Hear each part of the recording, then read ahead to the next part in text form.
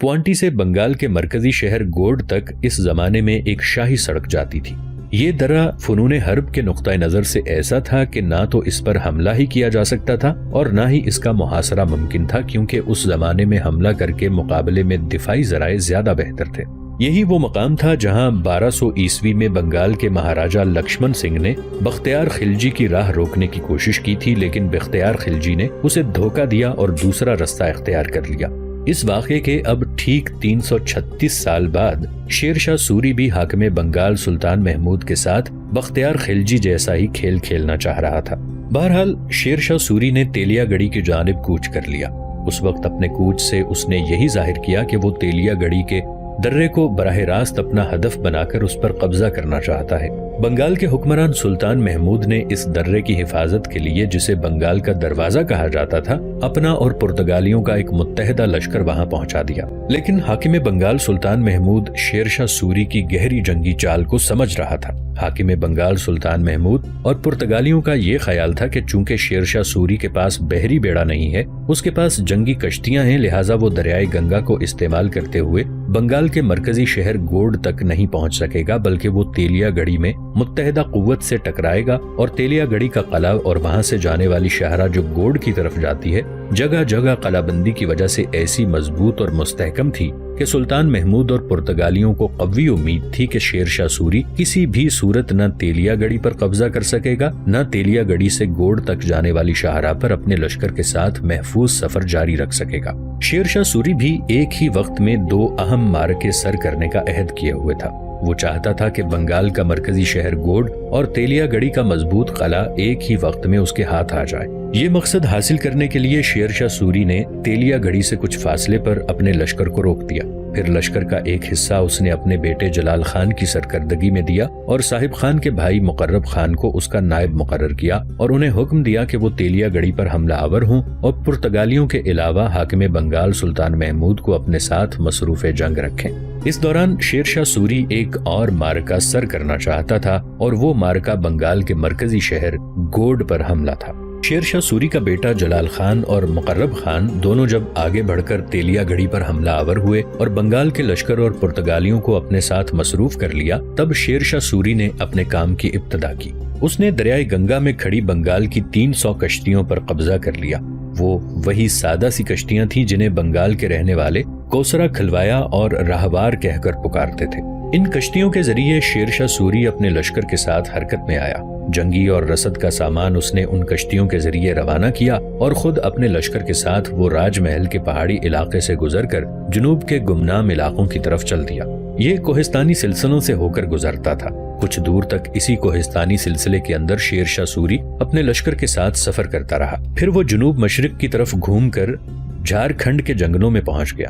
اس زمانے میں یہ ایسا ویران علاقہ تھا جہاں یا تو رہزن لٹیرے بستے تھے یا اڑیسہ کو جانے والے مسافر آتے تھے۔ اس علاقے میں کوئی اور سڑک نہیں تھی، صرف چھوٹی سی پگڈنڈیاں تھیں جو سردیوں کے موسم میں انسان اور مویشیوں کے لیے قابل استعمال ہو جاتی تھیں، لیکن کیونکہ گنجان خاردار جھاڑیاں مرجھا کر راستہ بنا دیتی تھیں اور تیز رو پہاڑی ندیاں خشک ہو جاتی تھیں۔ دوسری جانب شیر شاہ سوری کے بیٹے جلال خان نے مقرب خان کے ساتھ مل کر پرتگالی اور بنگال کے لشکر کو اپنے ساتھ مصروف جنگ رکھا ہوا تھا۔ کشتیوں کے ذریعے شیر شاہ سوری کا سامان جنگ اور رسد کا سامان اس جگہ پہنچ گیا جہاں وہ چاہتا تھا۔ پھر شیر شاہ سوری اپنے لشکر کے ساتھ پوانٹی سے گوڈ شہر کی طرف جانے والی سڑک پر پنکھے کی طرح پھیل گیا۔ بنگال کا مرکزی شہر ان دنوں گوڈ تھا جو مہانند دریا کے 60 میل شمال کی جانب تھا۔ مہانند دریا گنگا کا معاون دریا ہے۔ شیر شاہ سوری کے راستے میں پہلے بڑا شہر فرندوز آتا تھا۔ شیر شاہ چاہتا تھا کہ گوڈ پر حملہ ہونے سے پہلے فرندوز پر حملہ کرے، اس لیے کہ اگر وہ اس شہر کو نظر انداز کر کے گوڈ کا محاصرہ کرتا ہے تو فرندوز سے کمک اور رسد حاصل کر کے حاکم بنگال سلطان محمود شیر شاہ سوری کو ناقابل تلافی نقصان پہنچا سکتا تھا۔ اپنا مقصد حاصل کرنے کے لیے شیر شاہ سوری نے اپنے لشکر کو 2 حصوں میں تقسیم کیا۔ لشکر کا آدھا حصہ اس نے اپنے پاس رکھا، دوسرا حصہ اس نے صاحب خان کی سرکردگی میں دے دیا۔ اسے پوانٹی یعنی فرندوز شہر پر حملہ آور ہونے کے لیے روانہ کیا۔ خود شیر شاہ سوری اپنے حصے کے لشکر کے ساتھ پوانڈی اور تیلیا گڑھی کے درمیان پڑنے والی شاہراہ کے کنارے گھات میں بیٹھ گیا تھا تاکہ اگر تیلیا گڑھی سے سلطان محمود اور اس کے اتحادی پرتگالی فرندوز شہر کی طرف آئیں تو ان کی راہ روک سکیں۔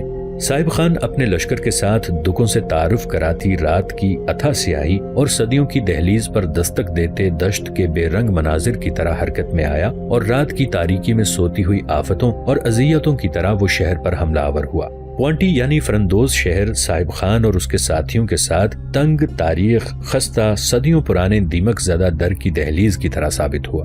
بڑی آسانی سے صاحب خان نے ساگر پار سے آنے والی موت کے سندیس کی طرح پوانٹی شہر میں داخل ہوا۔ پوانٹی شہر میں جس قدر بنگالیوں اور پرتگالیوں پر مشتمل حفاظتی لشکر تھا، اسے اپنے پہلے ہی حملے میں صاحب خان اور اس کے ساتھیوں نے موت کے گھاٹ اتار دیا۔ یوں پوانٹی شہر پر صاحب خان قابض ہو گیا۔ پوانٹی شہر پر قابض ہونے کے بعد صاحب خان نے شہر کا نظم و نسق سنبھالا۔ یہاں اس نے اپنا ایک گورنر مقرر کیا اور چھوٹا سا ایک لشکر بھی پوانٹی شہر میں مقرر کیا۔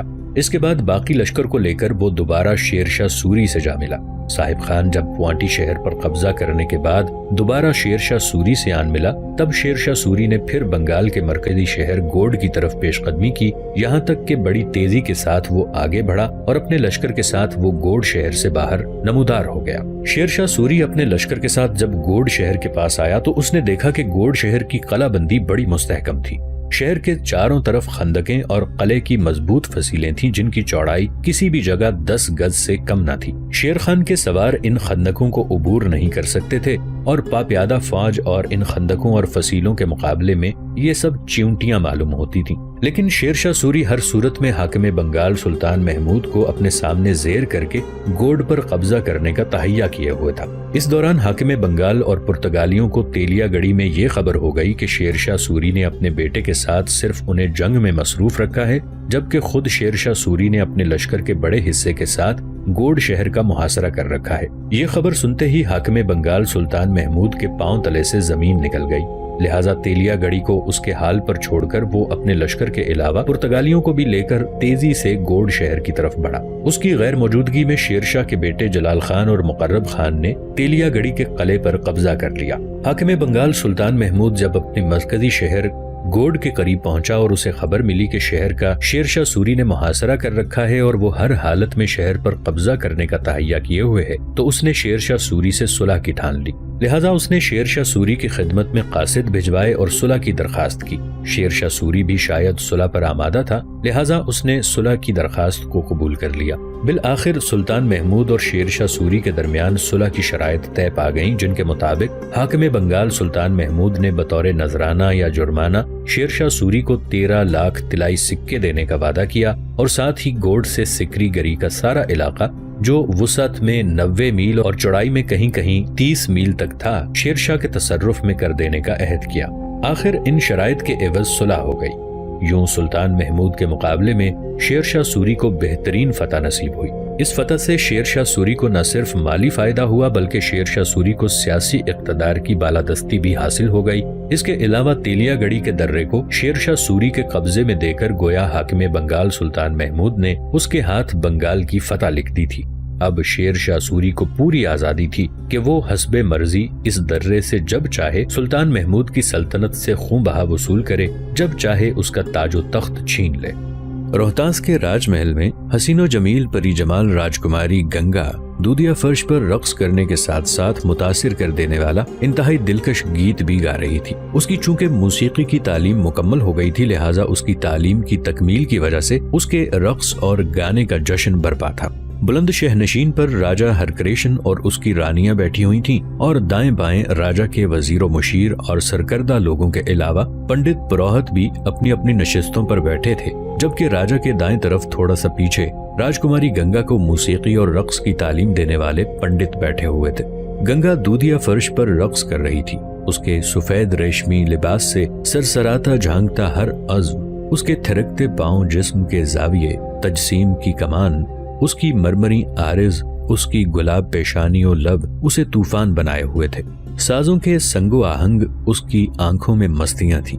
اس کے زبان سے نکلنے والا ہر لفظ تاثیر سخن اور چاشنی حسن و زبان رکھتا تھا۔ اس کی انگلیوں کے رنگین اظہار بیان، سرخ ہونٹوں پر شفق رنگ کہانیوں، گلاب رتوں پر حروف و معانی کے رقص اور جسم میں احساس جوانی کے خطوط نے ہر ایک کو جو وہاں تھا اور رقص دیکھنے میں محو تھا پاگل بنا رکھا تھا۔ थिरकते और रक्स करते समय राजकुमारी गंगा उस वक्त यूं लग रही थी जैसे तख्ता बर्फ पर रक्सा फिरदौस से निकली हुई अनगिनत परियां जैसे दूधिया फर्श पर अप्सराओं का रक्स राजकुमारी गंगा के गाने और रक्स पर हर आंख दादो तहसीन दे रही थी।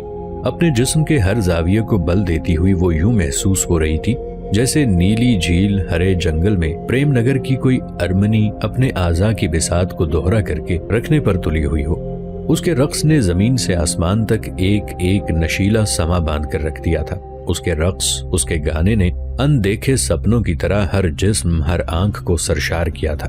हर दामने तरसीदा में उसने जिंदगी के रंग यूं भर दिए थे जैसे जीस्त के खाली कटोरे में अनगिनत सिक्के छन छन बज उठे हों। रक्स करते हुए राजकुमारी गंगा का बारीक रेशमी लिबास इस तरह लहरें ले रहा था जैसे उजालों की ममलकत में चांद के खिलते बादबान, जैसे खैमजन कहकशाओं में आरजुओं की चिमटी चादर, जैसे साते मेहरबान में नींद शबनम की तरह उतरने लगी हो। थोड़ी देर तक ऐसा ही समा रहा। राजकुमारी गंगा अपने हर उज़्व का रक्स पेश करती रही। उसके इशारे पर साजिंदों ने हाथ रोक दिए और उसने रक्स बंद कर दिया। फिर वो मुस्कुराती हुई बेपनाह खुशी का इजहार करती हुई राजा हरकृष्ण के करीब शहनशीन पर आई और पूछने लगी, पिताजी, आपने मेरे रक्स, मेरे गाने को कैसा पाया? राजा हरकृष्ण ने तौसीफी अंदाज में राजकुमारी की तरफ देखते हुए कहा, गंगा मेरी पुत्री, जो रक्स आज तुमने इस राजमहल में पेश किया है, इससे पहले ऐसा रक्स तो मैंने किसी देवदासी का भी नहीं देखा।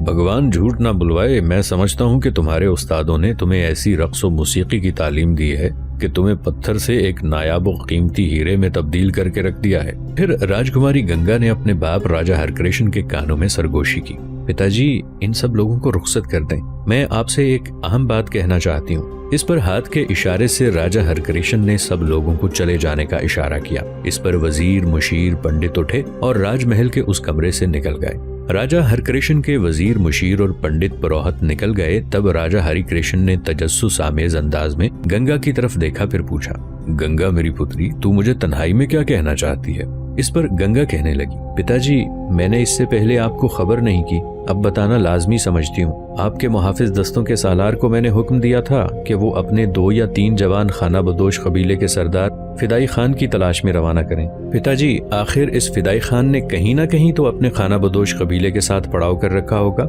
मैं इस फिदाई खान से मिलना चाहती हूँ। उससे ये पूछना चाहती हूँ कि जिस जवान ने मेरा स्वयंवर 3 बार जीता वो कौन है?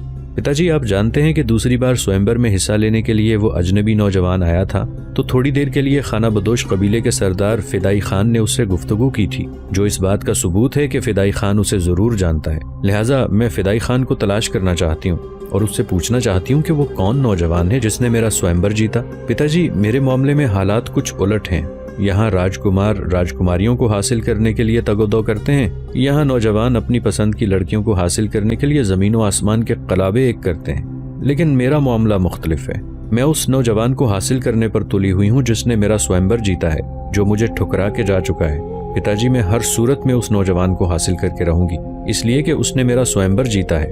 उस पर मेरा हक बनता है। पिताजी, वो आखिरी और स्वयंवर का तीसरा हिस्सा जीतने के बाद उसने वाज़े अल्फाज में मुझे कहा था कि वो मुझे पसंद नहीं करता, लेकिन उससे मिलने के बाद मैं उसे अपने पास रखना चाहती हूँ और उसकी नापसंद को हर सूरत में पसंद में तब्दील करना चाहती हूँ। पिताजी, मैंने ऐसा नौजवान जिंदगी में नहीं देखा जिसने इस अंदाज से किसी राजकुमारी का स्वयंवर जीता हो कि तीर 5 मिलने हो और वो 3 ही लेकर उनसे निशाना ले और वो एक ही से मुर्गे बादनुमा को इतनी बुलंदी पर घुमा के रखते।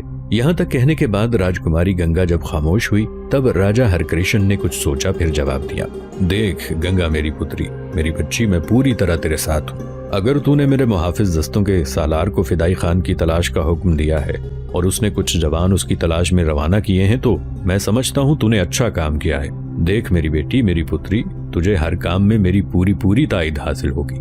अगर तू स्वयंवर जीतने वाले नौजवान को हासिल करने का तहैया किया हुआ है तो मैं ईश्वर से दुआ करता हूँ कि वो तुझे तेरी तगोदो और तेरी तलाश में कामयाब करे। इसके साथ ही राजा हरकृष्ण अपनी जगह से उठ खड़ा हुआ। उसकी तरफ देखते हुए राजकुमारी गंगा और रानियां भी खड़ी हो गईं। फिर वो सब महल के दूसरे हिस्से की तरफ जा रहे थे। گوڑ شہر میں حاکم بنگال سلطان محمود کے ساتھ صلح کرنے کے بعد شیر شاہ سوری اپنے قلعے چنار میں واپس پہنچا ہی تھا کہ اسے خبریں ملنا شروع ہو گئیں کہ حاکم بنگال سلطان محمود نے شیر شاہ سوری کو نیچا دکھانے کے لیے ہمایوں سے ساز باز کرنا شروع کر دی ہے، اور ساتھ ہی اس نے گوا کے پرتگالی گورنر کی طرف بھی قاصد بھیجوا دیے تھے کہ وہ ایک جرار لشکر گوڑ بھیجے تاکہ شیر شاہ سوری سلطان محمود سے بغاوت کرنے کے بعد پھر دوبارہ گوڑ پر حملہ آور ہونے کی کوشش کرے تو اسے شکست دے کر بنگال سے مار بھگایا جائے۔ اپنے قلعہ چنار میں شیر شاہ سوری کو جب حاکم بنگال سلطان محمود کے ان اقدامات کی خبر ہوئی تو وہ بڑا فکر مند ہوا، لہٰذا اس نے فیصلہ کیا کہ ہر صورت میں وہ دوبارہ بنگال پر حملہ آور ہوگا، بنگال پر اپنا دائمی تسلط قائم کر کے رہے گا۔ چنار سے بنگال کی طرف کوچ کرنے سے پہلے شیر شاہ سوری نے اپنے مخبر تیز رفتار گھوڑوں پر روانہ کیے تاکہ وہ اسے ہمایوں اور اس کے لشکر کی نقل و حرکت کے متعلق آگاہ کریں، تاکہ ہمایوں سے متعلق خبریں ملنے کے بعد ہی وہ کوئی آخری فیصلہ کر سکے۔ ابھی تک ہمایوں، جس نے گجرات کے حکمران بہادر شاہ کو شکست دینے کے بعد ایک طرح سے اپنی سلطنت میں امن بحال کر دیا تھا، ایک اور مصیبت سے دوچار ہوا۔ جن دنوں شیر شاہ سوری نے اس شہر کا محاصرہ کر رکھا تھا، انہی دنوں مغلوں کے ایک باغی سردار سلطان مرزا نے ہمایوں اور اس کی سلطنت کے خلاف بغاوت کر دی۔ قنوج سے نکل کر یہ شخص بلگرام آ گیا۔ بلگرام کو اس نے اپنا مرکز بنایا۔ اس کے بعد اپنے بڑے لڑکے الغ مرزا کو اس نے جونپور روانہ کیا۔ جونپور میں مغلوں کا حاکم جنید برلاس تھا، جو ایک بہترین سپہ سالار ہونے کے علاوہ انتہائی شجاع اور دلیر انسان تھا۔ الغ مرزا براہ راست جنید برلاس سے نہیں ٹکرایا، لیکن جونپور کے ایک بڑے علاقے میں اس نے بڑی تباہی مچائی۔ باغی سردار سلطان مرزا نے اپنے دوسرے بیٹے شاہ مرزا کو مغلوں کا علاقہ امانت پورہ فتح کرنے کے لیے روانہ کیا۔ الغ مرزا نے بہترین کارکردگی کا مظاہرہ کیا۔ جونپور میں لوٹ مار کرنے کے بعد وہ اودھ اور بنارس پر قبضہ کرنے کے لیے جھپٹا، اور اس ارادے کی تکمیل کے لیے اس نے ایسا راستہ اختیار کیا کہ جونپور کا مضبوط قلعہ جس میں جنید برلاس تھا وہ حائل نہ ہوا۔ شیر شاہ سوری کو سلطان مرزا اور اس کے بیٹوں کی یہ ساری سرگرمیاں اس وقت معلوم ہوئیں جس وقت اس نے گوڑ میں شہر کا محاصرہ کر رکھا تھا۔ اسے فکر مندی ہو گئی تھی کہ ہو سکتا ہے سلطان مرزا اور اس کے باغی بیٹے ہمایوں سے شکست کھانے کے بعد اس کی سلطنت میں گھسیں اور تباہی مچائیں، لہٰذا اس نے حاکم بنگال سلطان محمود سے فوراً صلح کر لی اور اپنے قلعے چنار کی طرف آ گیا۔ سلطان محمود اور اس کے باغی بیٹوں کی سرکوبی کے لیے ہمایوں نے اپنے بھائی اندال مرزا کو مقرر کیا، جس نے ان باغیوں کا خوب قلع کما کیا، انہیں بدترین شکست دی، اور یہ باغی مغلوں کے علاقے سے نکل کر جان بچانے کے لیے دوسرے علاقوں کی طرف بھاگ گئے تھے۔ ہمایوں ابھی اس بغاوت سے فارغ ہوا ہی تھا کہ اس کے بھائی مرزا عسکری نے اس کے خلاف علم بغاوت بلند کر دیا۔ ہمایوں اس وقت اپنے لشکر کے ساتھ مانڈوں کے مقام پر قیام کیے ہوئے تھا، لہٰذا وہ بڑا فکر مند ہوا۔ مرزا عسکری نے احمد آباد میں بغاوت کرنے کے بعد کوچ کیا اور ہمایوں کے ایک سالار تازی بیگ سے غصب کرنے کی کوشش کی اور اپنی بادشاہت کا اعلان کرنے کے لیے اس کے بعد وہ آگرہ کی طرف چل دیا۔ ہمایوں اس بغاوت کو فرو کرنے کے لیے فوراً روانہ ہوا۔ ہمایوں کی خوش قسمتی، اس نے اپنے بھائی کی بغاوت کو فرو کر دیا اور مرزا عسکری کو اس نے معاف کر دیا اور اس کے مشیر ہندو بیگ کو اپنے ساتھ آگرہ لایا۔